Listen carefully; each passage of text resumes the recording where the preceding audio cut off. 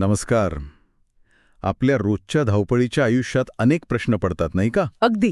दुःख, भीती, मोह ह्या भावना येतात आणि जातात. पण या सगळ्याच्या पलीकडे काहीतरी स्थिर न बदलणारं आहे का? आज आपल्याला काही विचार सापडले आहेत जे नेमक्या याच प्रश्नांची उत्तरं शोधायचा प्रयत्न करतात. बरोबर. आणि यात आत्मा आणि शरीर यांच्यातील नात्यावर जरा जास्त भर दिलाय. चला पाहूया यात काय महत्वाचं आहे. अगदी. हे विचार आपल्याला मदत करतात, म्हणजे काय टिकणारं आहे आणि काय तात्पुरतं आहे हे समजून घ्यायला. अच्छा. आणि यात म्हटलं आहे की हा फरक एकदा कळला की जीवनातल्या गोंधळाकडे बघण्याचा दृष्टिकोनच बदलू शकतो. या विचारांची सुरुवात असं दिसते की एका मोठ्या द्विधा मनस्थितीपासून होते. हो. एक व्यक्ती आहे जी युद्धाच्या प्रसंगी आहे आणि स्वतःच्याच माणसांवर शस्त्र कसं उचलायचं या विचाराने दुःखी आहे, गोंधळलेली आहे. बरोबर. आणि मग तिथून चर्चा सुरू होते आत्म्याच्या खऱ्या स्वरूपाबद्दल. हो, इथे मूळ मुद्दा मांडला आहे की आत्मा हा जन्माला येत नाही किंवा मरत नाही. न जायते म्रियते वा कदाचित, असं काहीसं म्हटलंय. म्हणजे तो अनादी आणि अनंत आहे. अगदी. या उलट आपलं शरीर मात्र नाशवंत आहे. अंतवंत इमे देहाहा असं काहीतरी. म्हणजे जसे आपण जुने कपडे टाकून नवे घालतो तसेच आत्मा शरीर बदलतो, पण स्वतः कधीही नष्ट होत नाही, असं या विचारांचं म्हणणं आहे. आणि हेही खूप रंजक आहे की आत्म्याला शस्त्र कापू शकत नाहीत, आग जाळू शकत नाही, हो, पाणी भिजवू शकत नाही किंवा वारा सुकवू शकत नाही. नैनम छिंदंती शास्त्राणी वगैरे जे म्हणतात ते. बरोबर. म्हणजे आत्मा या भौतिक गोष्टींच्या एकदम पलीकडचा आहे. हो, अगदी. आणि याच मुद्द्याला पुढे नेत एक महत्वाचं सूत्र सांगितलं आहे. नास्तो विद्यते भावो, नाभावो विद्यते सतः. ओके, याचा अर्थ काय होतो? याचा अर्थ असा की जे असत म्हणजे जे तात्पुरतं आहे, खरं नाही, जसं आपलं शरीर किंवा हे बदलणारं जग, ते कधीही कायमस्वरूपी अस्तित्वात येऊ शकत नाही. आणि जे सत म्हणजे जे खरं आहे, शाश्वत आहे, जसा आत्मा, त्याचा कधीही अभाव नसतो, ते कधीच नष्ट होत नाही. अच्छा.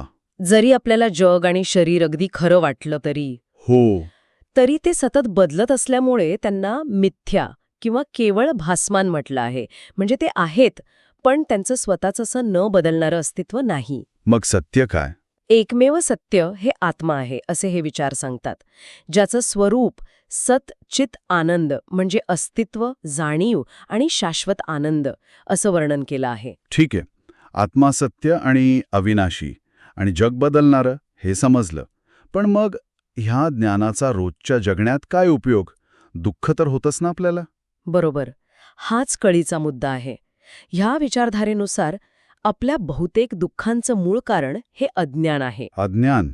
कसलं अज्ञान? म्हणजे मी म्हणजे हे शरीर किंवा हे दिसणारं जगच अंतिम सत्य आहे असं मानणं हेच अज्ञान. ओके. जेव्हा आत्म्याचं खरं अविनाशी स्वरूप लक्षात येतं तेव्हा शोक आणि मोह कमी होतात असं म्हटलं आहे. पण हे ज्ञान केवळ ऐकून पुरेसं नाहीये. मग त्यासाठी काय? त्यासाठी एक मार्ग सांगितला आहे, कर्मयोग. कर्मयोग म्हणजे कामाचा योग. तो कसा साधायचा? कर्मयोग म्हणजे आपल्या वाट्याला आलेली कर्तव्य, आपली कर्म करत राहणं. पण फळाची आसक्ती न ठेवता.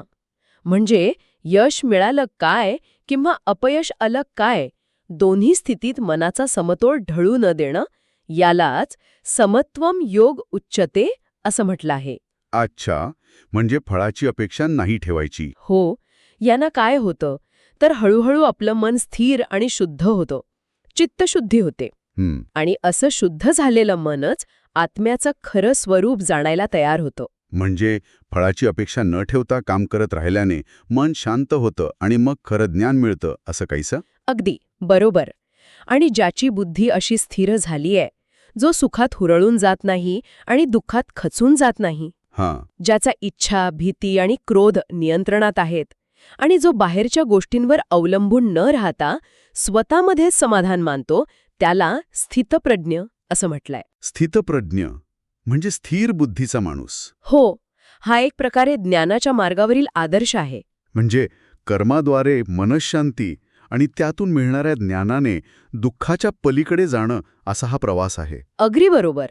थोडक्यात सांगायचं तर या सगळ्या विचारांचा गाभा आहे आपलं खरं शाश्वत स्वरूप म्हणजे आत्मा आणि आपलं तात्पुरतं अस्तित्व म्हणजे शरीर किंवा जग यांच्यातला फरक ओळखणं. फरक ओळखणं. हो, हा विवेक, ही समज जागृत झाली की जीवनातील अनेक समस्यांकडे बघण्याची आपली दृष्टीच बदलते असं यातून सूचित होतं. खरंच विचार करायला लावणारी गोष्ट आहे.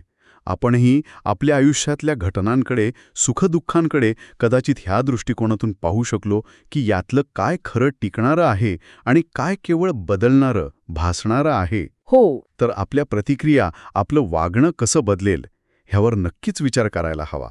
धन्यवाद.